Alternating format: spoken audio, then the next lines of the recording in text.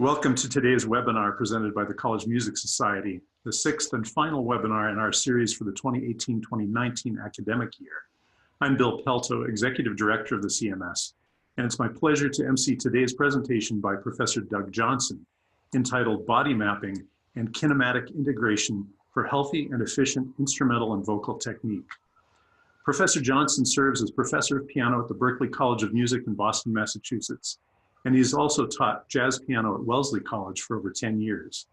As a pianist, Doug has performed throughout Europe and the US at major venues and jazz festivals with many of the best of the jazz world, including Phil Woods, Esperanza Spalding, and Luciano Sosa. As an educator and expert in the area of musicians' health, Doug regularly presents his research both nationally and internationally, including frequent appearances at conferences of the Performing Arts Medicine Association. He has also taught and performed at the University of Graz, Austria, at the University of Brasilia, Brazil, and in Sao Paulo, Brazil. In 2015, Doug received the Berklee College Newberry Comics Faculty Fellowship Grant, which he used for biomechanical research regarding musicians' injuries. This research has led to the development of a new modality called kinematic integration, which focuses on the causes of musicians' performance-induced pain. I see that we have nearly 80 colleagues registered for this webinar from all over the country. Additionally, I understand that the entire choir at Malone University in Canton, Ohio is watching with their conductor, John Peterson. So here's a shout out to those students.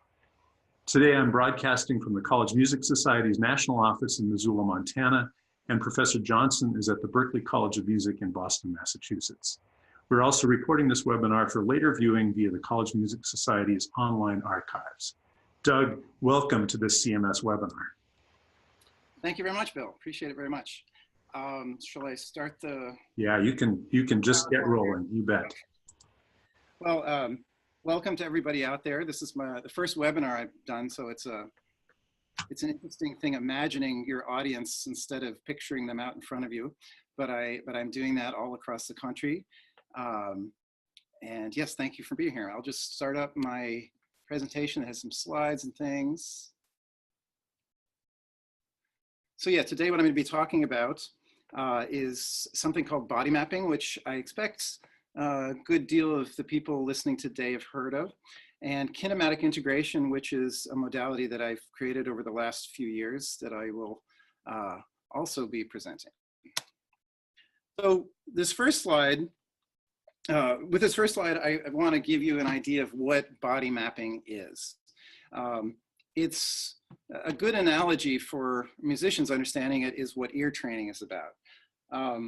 Ear training, of course, isn't just listening or careful listening, but it's learning to correspond, to create a correspondence between a structure that you hear and recognize with the name of that structure. If you play a major third on the piano, then other musicians will be able to name that because they have a sense memory of that relationship between the notes. And that can be used to recognize that structure, but also to generate it. You can play a note and have somebody else sing a major third above. Equally with our body, we're made up of structures, and just like musical structures, we can sense those structures through our kinesthetic awareness. And non-musicians don't really need to have a sense, or they don't really have a sense that there are these different kind of structures like chords and Neapolitan six chords, and but as musicians we know they are there. If we have a good sense of what our structure is in our body and how it moves, we're going to be able to move more freely and efficiently. And then as musicians, that has obvious benefits, both in the quality of the sound that we make, but also in our longevity, preventing injuries and also healing injuries. Okay, so here was the picture I was just referring to of me sitting at the piano bench. And what I'd like you to consider in looking at that picture is if you're sitting down, that would be ideal. Consider what you have a sense that is actually holding you up. What are you sitting on? When I look at the picture, I see a leg going across and then the torso coming up, and it looks to be that I'm sitting on my leg, or my leg's holding me up, and that's what's really in contact with the bench.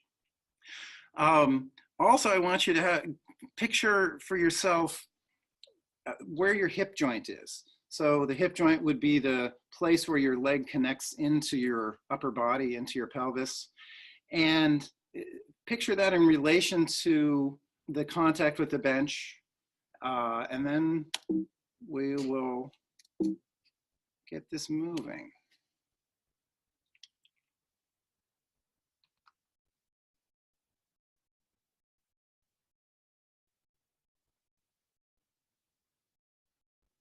So try that on, that movement on yourself, and see if you can picture the structures that you see with the skeleton moving in yourself.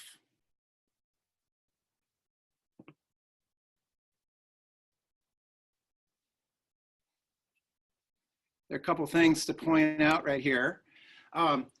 We can see here very clearly, we're actually not sitting on our legs at all. What we're sitting on is our sit bones that are at the bottom of the pelvis. Technical term, ischial tuberosity, but sitz bones in German are sit bones. They're kind of rocker shaped, and those are essentially like our feet for our upper body when we're sitting down. Significantly, notice where the hip joint is in relation to the sit bone. It's basically above that sit bone, so it's suspended or supported above the bench. The implications for this are pretty vast.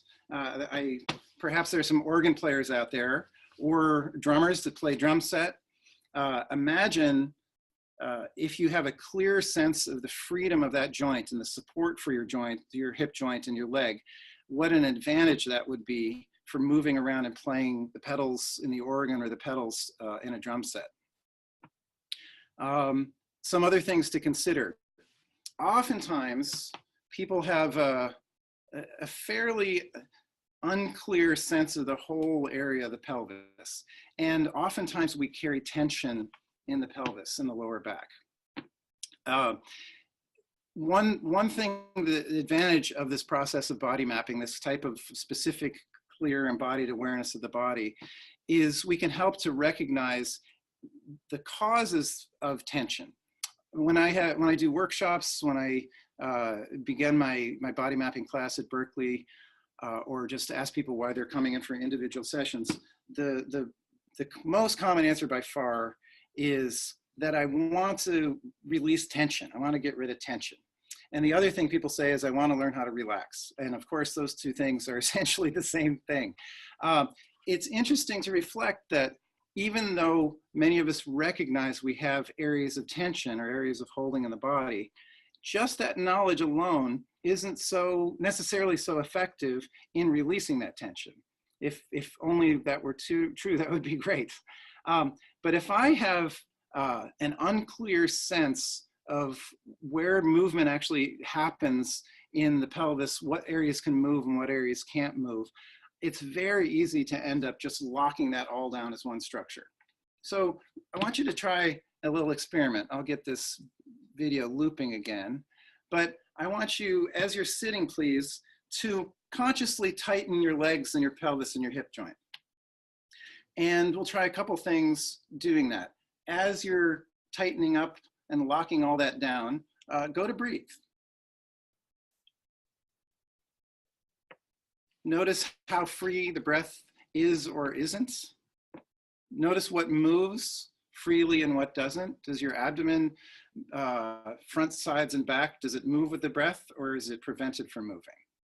Now, instead of that, try swinging your knees slowly side to side and really feeling how your hip joints can freely move in that socket. And one other thing I recommend doing is putting your hand on the side of your hip so you can feel that hip bone right there. So if you can feel that moving freely and differentiate it from the sit bones on the bench, you'll find that a lot of the tension that you were holding in the pelvis goes away. And also, just generally speaking, if you tend to hold some tension in the pelvis, that will help release it. And as you do that, freeing up that hip and swinging the knees side to side, notice your breath now.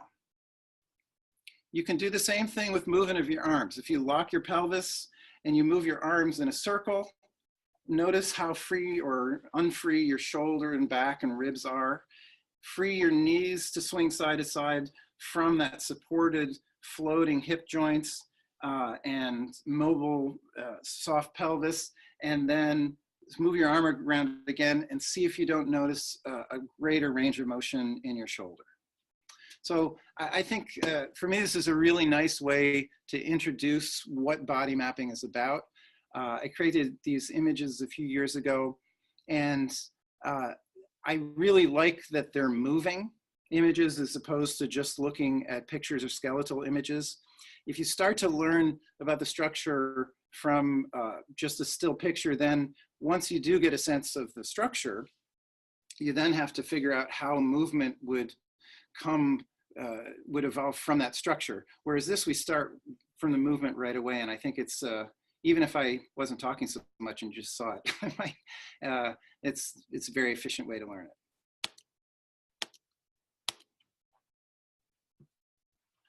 Okay, another area that's very interesting to consider is the structure of the hands. I'm sorry this picture is a little cloudy, but it's just so wonderful, this picture of Rubinstein's hand and how much further his thumb opens up than most people. There are many wonderful pictures where he's clearly very proud of his hands and he is opening them up for the camera. So let's consider the structure of the hand a little bit. This is a video I made, piano instructional video series, but that also has some body mapping material. And I'm just going to let the video do the talking here. When you look at the skeleton hand, and then you look at my hand, there are many ways that they look very different. The obvious things, this one has skin and flesh, and this is just bones.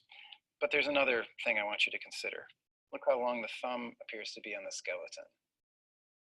When you see my thumb, it appears very short, yet the skeleton thumb is twice as long. My second finger, once again, quite short, whereas the skeleton's second finger is twice as long. In using your hand at the piano, it's extremely helpful and important to understand what your structure actually is versus how it appears. And of course, every instrument, not just the piano. These two joints only move in one direction. Try this out as you watch. At this joint, my thumb can move in a rather large circle. In fact, it's one of the 3 most mobile joints in the body. Understanding this can help you move more efficiently and certainly help you play the piano much, much better. Mapping each one of these fingers back to the root at the wrist will significantly affect how you are able to play. I'm going to show you some exercises to help you find that motion. Okay. I can tell you how to find those exercises at a later time. Here's a really beautiful X-ray of that structure of our hand and also our wrist. Notice our wrist is actually a collection of bones, or 8 bones, and those bones interface here at the joint with one of the arm bones, the radius. I want you just briefly to consider the dissonance potentially between how you picture your structure, your hand, and what you see in that X-ray image right there. There's the scholar and Renaissance man, linguist Noam Chomsky has one of my favorite quotes that the willingness to be puzzled by things that seem simple and obvious is what opens the door to deep learning. I do love that, the willingness to be puzzled. Not everybody in society, I think, is really interested in being puzzled. A lot of people want to just believe they just know things and that things are simple. But if we're willing to be puzzled, and this other aspect, by things that seem simple and obvious, that's what can really open the door. And so certainly our hand is familiar, we take it everywhere with us, and it's easy then to have a sense from familiarity that we must understand it. But when you look at a skeleton, the hand looks kind of like a monkey. The fingers appear so much longer. So on some level in our mind, there's a dissonance between our sense of ourself or our map and internal representation of ourself, which is our map, and that other picture. And it's the resolution of that dissonance. It's finding how we can perceive the structure that's actually there that will really potentially open up new possibilities. It's also helpful to have a clear sense that this kind of learning is fundamentally different than the usual kind of learning we do as musicians in terms of practicing. When we practice, the usual model is, well, I'm gonna work on a piece for a period of time and gradually I'm gonna learn it. Say it's an issue of tempo. If I wanna play a piece, a fast piece, instead of just playing it fast and messy at the beginning, I'm gonna start it slowly and make sure I practice in ease and freedom and gradually build the tempo up over time, and reliable that will produce good results. This kind of learning is fundamentally different in that what we're looking at is a paradigm shift. I have one understanding of my thumb being the short finger, and then I learn it's actually just a completely different thing. In case everybody's not familiar with the term paradigm shift, the model of that really is the idea that the Earth goes around the sun, or actually the sun goes around the Earth. Those are two different paradigms. And at one point, everybody believed the sun went around the Earth, and at some, then Galileo actually got in a lot of trouble for changing the paradigm. But it's not something you can compromise between those two views. You have to understand one or the other. So let's look at an application of this here. This is one of the greatest pianists of all time, Art Tatum. And I'd like you to observe his left thumb, which you'll see in the reflection here.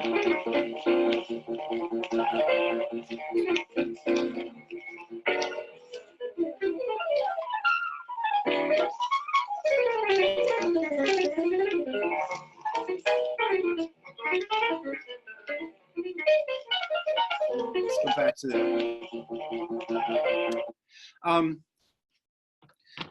So I think just at face value, we can assume he's doing everything really, really well, and he's playing the piano as well as it could be played.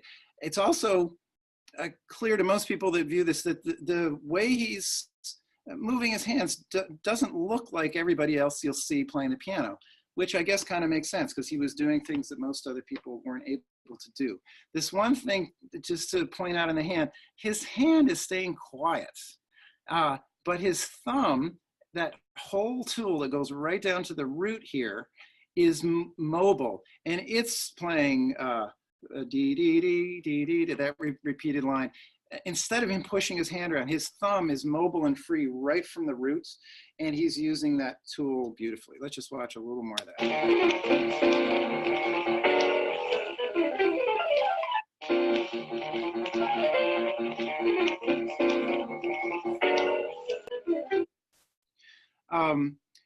So that's a wonderful example. When you watch great instrumentalists move, guitarists for certain, anybody playing a keyboard, anybody that's great is going to have a real clear movement of the whole unit of the thumb as a tool. And just to watch a little bit of how this applies to a scale.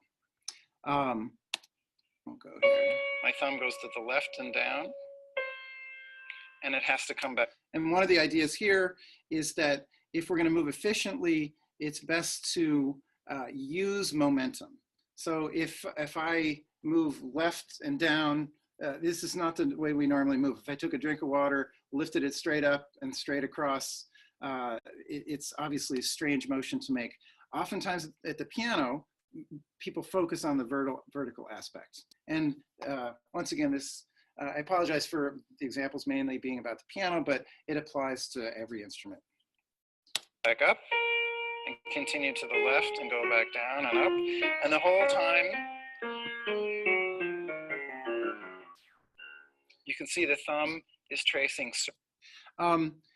You can please try this out on your own. These outer joints, as I mentioned in that previous little video, these only move on one plane. So it's impossible to move in this circular way and combine these two primary motions from here.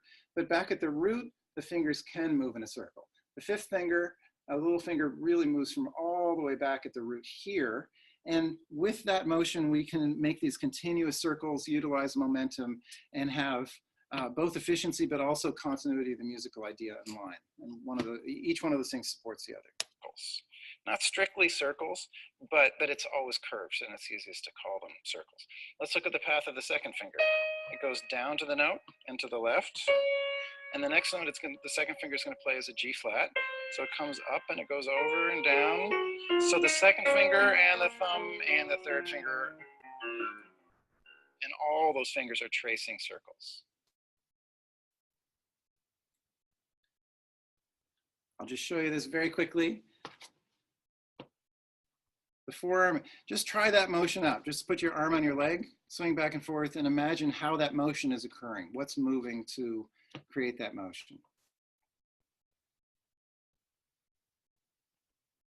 You can see here there's the upper arm bone and the lower arm bone called the ulna are not moving, but the radius radiates around, radiates from it, and the motion radiates out from that.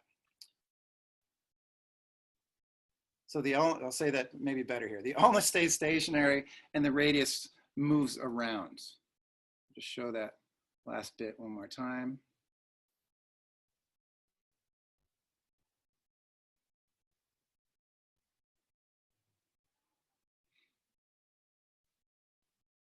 Having that motion be clear and easy is really, really important in lots of contexts. The way a violinist gets to the fingerboard, the way a guitarist gets their instrument, the way a cellist gets their instrument, vibrato, all these things, tremolo at the piano, left-hand drum technique with traditional grip. It applies to all these things. So the next thing I want to talk about just a minute is this thing that I've been working on developing called kinematic integration. I do love this picture. As children, we all had this beautiful upward energy and spring in our systems. Animals retain it through their lives for the most part, but most everyone, at least in Western society, tends to get a heaviness in their system. Alexander, who created FM Alexander, who created Alexander technique, talked about this. So the question is how to recapture this upward spring that's a natural part of our system. And one of the things I've been exploring quite a bit is how we use our hands, how our hands, the quality of the motion and position of our hands relates to the dynamic through the whole body. So this upward spring through this beautiful Ogura system is springing out into our hands. It's also true that if we use our hands in particular ways, that will inform our whole system and give more strength to our core and give us a better balance of a bunch of things. So we'll look at some examples of this. One of my favorites is Carlos Kleiber, and just notice the beautiful use of his hands and the buoyancy in his whole system and the way all the motions he makes resonate through this entire system. And of course, it's perfect for the music, but it's not surprising that beautiful, efficient, integrated movements is also what's going to connect to those same qualities in music.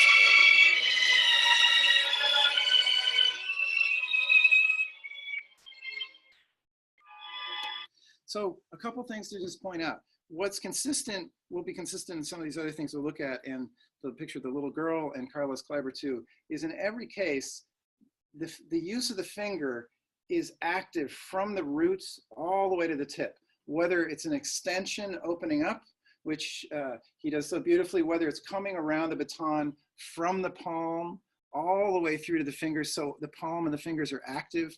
In other words, the metacarpals, the finger hand bones are active coming in this direction, coming to a bow this way.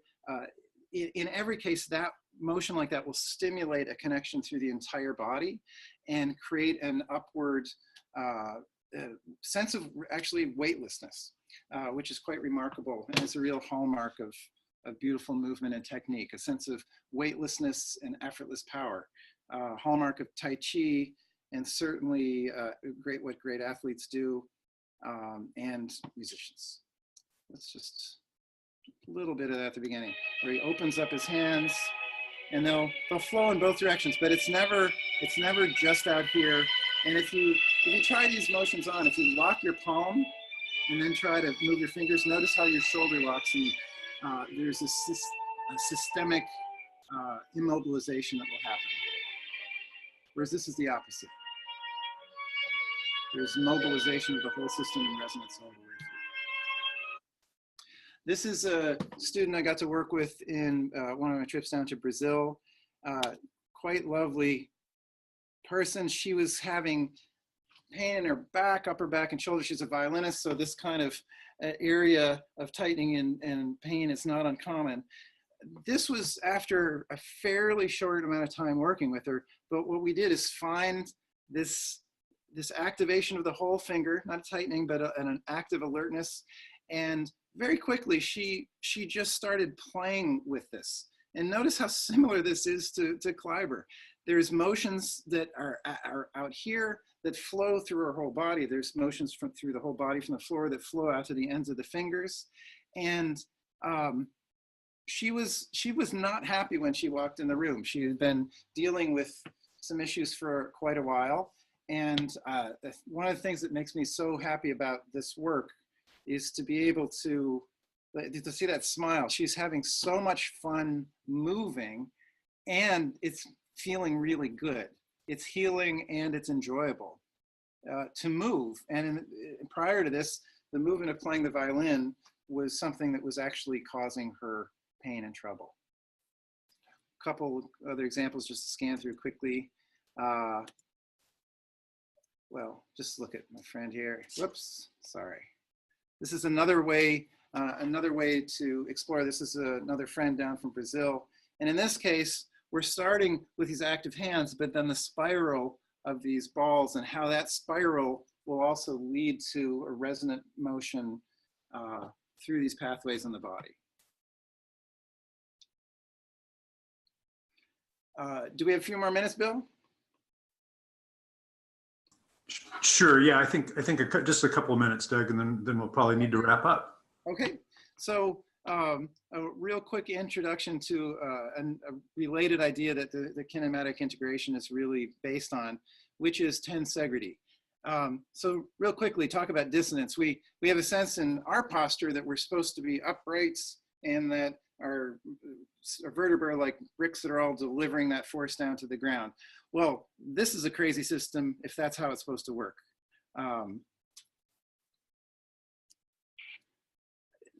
This is a picture of a wonderful tensegrity structure named by Buckminster Fuller. And the thing to note here is all these compression elements, these sticks or tubes, are suspended or floating in this network of these cables. And the idea is we're really designed like that. Those are the principles with which we're designed. Instead of being a model, the model of our structure being a stack of bricks, that instead we are mobile all the way through our structure, and that's the design. And there's areas of compression and tension, but the bones are essentially suspended. That's an important aspect of it. And when you look at this spine model where the vertebrae aren't touching, and you look at the actual x-ray of the spine, it's striking how much space there is between those vertebrae. While there are discs between, they can't possibly support all the weight that would be needed to deliver straight through them as if they were bricks. And a few other examples of how people have explored the possibility of modeling the body as a tensegrity. And so biotensegrity is the name for this process. All sorts of things that wouldn't be really possible if she was a stack of bricks, and that's one of them. Another example is all sorts of things where there's an obvious dissonance between this model of how we think we're supposed to stand up straight because somebody has told us and why this weight should just be delivered through the structure. Yet we know that there's all these remarkable shapes that we can take without straining the body. And there's an example of the fascia photographed, and it's remarkable how much that looks like a tensegrity structure. There's a group I'm very happy to be a part of that is a body mapping organization called Andover Educators.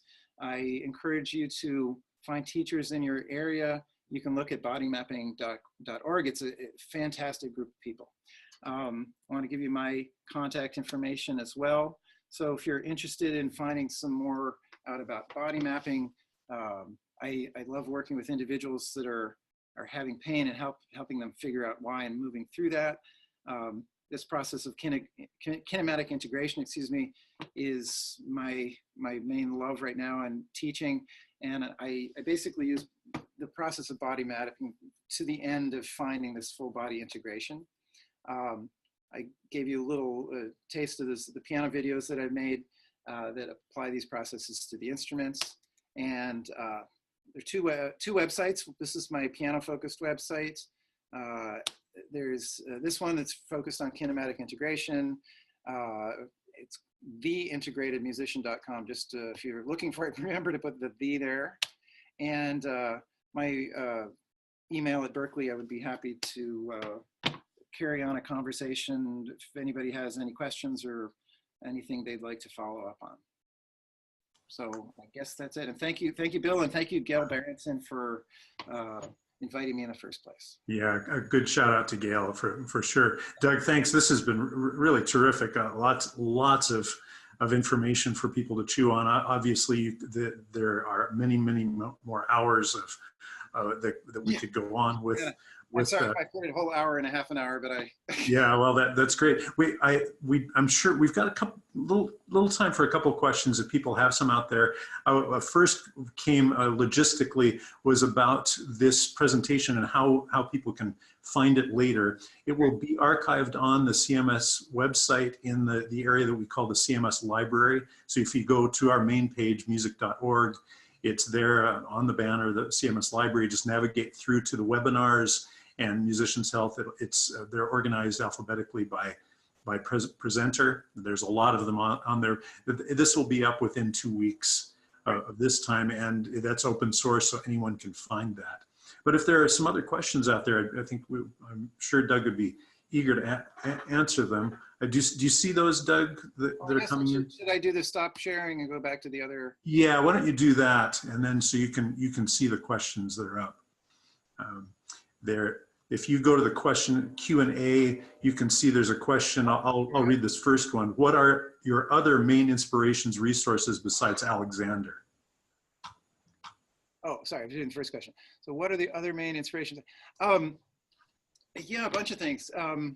I studied Tai Chi years ago, and many years ago. I couldn't really do it very well at the time, but it's informed a lot of my thinking. And more than anything, my piano teacher, I had some so-called tendonitis issues that were pretty severe years ago, and I tried many things. And it wasn't until I met Burton Hathaway, and he identified very clearly the primary movement issues that were causing it. And after a couple of years of pretty debilitating issues, in a few weeks, it was better. So that really set me down the path of exploration and learning. Mm-hmm. Doug, I was so interested with the young woman, the violinist, yeah, in your video. Have you been able to have continued contact with her about her progress? Yes. She was really able to retain it quite well, which was wonderful. Mm-hmm. That's obviously an issue. You know, you can have something that you can have a massage and it will help you feel better, but you walk down the street a couple blocks and you can be right where you started. Isn't the crux of this incorporating the understanding and the facility to use it and Absolutely. Doing that as a regular practice? Absolutely. Yeah. It's not something you go, well, let's see, I'll do 5 minutes of this today. No, it becomes part of what you do all the time. You said that beautifully. Yeah. Oftentimes when people call the fire department, they don't necessarily want the firemen to live in their house. And so they can picture sometimes that, I'm once I get rid of the pain, then I don't have to think about this anymore. But the thing I like to say is getting rid of the pain isn't the end, it's the beginning. Yeah. Because the same things that allow, when you move more freely, the same things that have the pain just run away are also the same things that are going to allow you to just continually learn to play better and better. Yeah, great. A couple more questions coming in. Do you see those? Yeah. So question from my student, Nicole Pritchard. What factors contribute to jaw tension in the singer? I feel like it's absolutely, I feel like it's more than your jaw that contributes towards jaw tension. Do you have any guidance or exercises you recommend? Yeah, absolutely. The model of tensegrity, I just give an example real quick. We have this kind of structure where these sticks are suspended and floating in this tensional network. And I have this other model here that's a tensegrity tower. And notice how it has this quality that if one part moves, every other part moves. And equally, if if I'm holding the bottom, so it's a little hard to get this on the screen, that basically there's a signal that's going to go all the way through. Picture that the image of that young woman from Brasilia when her movement was absolutely continuous. Notice how much this has the same quality. Notice, remember Carlos Kleiber conducting, there was absolutely continuity of motion. The signal goes from here through to here. There's one way that this system could cease to function in this way. You notice I'm bunching up, locking in the middle. Now when I move this side of it, this side absolutely has no idea. There's no communication through the system anymore.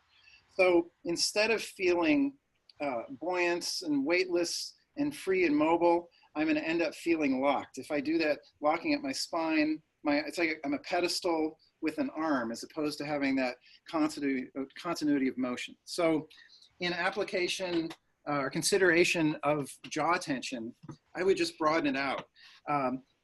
Tension somewhere will cause tension somewhere else. Mm-hmm. And puzzling out what's the primary source of tension can be interesting. I would immediately check if the hips are locked. That's maybe the most common and the common one, probably the most important single mapping to get. And for singer standing, making sure that the hip joints, here, I'll just get to here. The hip joints, and not the waist here, but down below, you can find this hip bone. And if it's mobilized and you move freely, tension in a lot of other parts of the body will release. So that's where I'd start. But so often it's the case that if somebody's complaining of jaw tension or a backache or wrist pain, that's not the primary source of the issue. It's the place of the symptoms showing up. Good. Then there are two more questions, and then we'll probably have to wrap this up. So. Okay, so what are some ideas of body mapping, kinematic integration that especially apply to classical guitar? One thing I really like to do with guitarists is while your guitar is in your lap, you're basically interfacing your structure with the guitars, as opposed to immobilizing the guitar so that you can do what you need to do to the guitar. Instead, your guitar is pivoting over your leg, your feet are on the ground, your sit bones are on the bench. It's also, the body of the guitar is also in contact with you here. And a wonderful thing to explore is that movement anywhere will then cycle through that whole system. And as a teacher, one thing I like to do is just take perhaps the end of the guitar and just move it a little bit, and then see how much resonance is available through the system. If somebody's locked and you go to move the guitar, maybe just the left arm will move in isolation and nothing else will respond. If the hip joints are free and knees and ankles and spine, then a tiny little motion of the guitar that I'm indicating will then resonate and cycle through. You can move your right hand by moving the left hand. Every contact point is involved. So that's a really beautiful way to find this full body integration and once again, a resonance. Terrific. Now there's one more question from Kelly. In terms of tendonitis in woodwind players, specifically in the forearm hands, have you found that these issues are a symptom of a large systematic problem? Any advice on exercises, resources to help free up hands and forearms to minimize tension and pain? That's for woodwind players. Absolutely. Yeah, earlier I said so-called tendonitis, and the reason I said that is there's often a kind of syndrome where people have various symptoms different days. That's certainly what I was experiencing, that one day it was a sense of weakness, another day I had numbness here, and another day I had pain back here. So we have this kind of migratory variable pain, which really indicates that it's not likely a specific lesion or injury as much as something systemically that's not working quite right. A concept that's really useful to explore is the idea of stabilization. Oftentimes we, with the best intentions, decide it's going to be a good idea to stabilize ourselves. And that idea really comes significantly from the Cartesian idea that we're machines, man is machine. So I know a machine, a crane needs to be stable so then the arm can move. So if I need to do some fine control work with my fingers, if I'm held, if I stabilize my arm, essentially immobilizing it, then I'll have more control. In fact, that doesn't work at all. It's the opposite system in the wrong model. So oftentimes there's holding and pulling down of the shoulders. And so freeing up the spine and the ribs and looking for a suspension of the shoulders instead of pulling back and down. By the way, I think just one of the worst cues that somebody can give somebody else, unless maybe there's exceptions, but this tends to cause tightening and locking and narrowing of the back and limiting of rib mobility, and also compression here. So I end up as being as a pedestal with arms again, instead of having that mobility and suspension. Hopefully that's enough to get some things to explore. Terrific, terrific. Thanks so much, Doug. I do need to bring this to a close now today. So to all of our listeners, I hope you have enjoyed this College Music Society webinar, that you found it professionally informative. In the next days, you should receive email confirmation of your attendance. Please feel free to use the comment option in that email to provide feedback about this series and our format. I hope you'll return next year for additional webinars from the College Music Society. Watch for information in late summer regarding the 2019-2020 series. Now, on behalf of all of us at CMS, I want to thank Professor Doug Johnson for his presentation and all of our listeners for attending. Please accept our best wishes for today and the upcoming weekend. I'll see you back here in the fall.